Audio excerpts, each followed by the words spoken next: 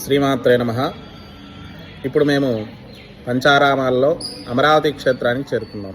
ఈ అమరావతి క్షేత్రం గురించి 2 మాటలు మనం చెప్పుకున్నాం. పూర్వము తారకాసుర సంహారం జరుగుతున్న సందర్భంలో సుబ్రహ్మణ్యేశ్వర స్వామి ఆవిర్భావం జరిగింది. మరి ఈ తారకాసురుడు తన గొంతులో పరమేశ్వరుణ్ణి ధరించినట్టుగా మనకు స్కందపురాణం చెప్తుంది.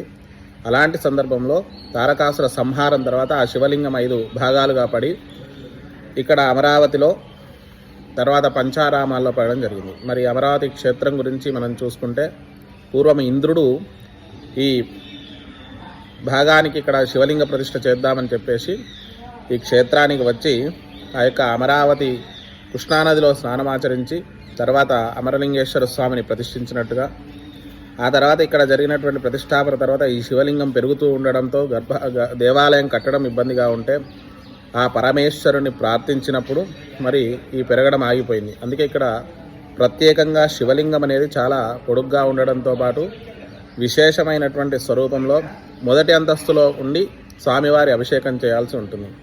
అలాగే పంచారామాలన్నీ కూడా ఇలాంటి విశిష్టతతో ఉన్నవే.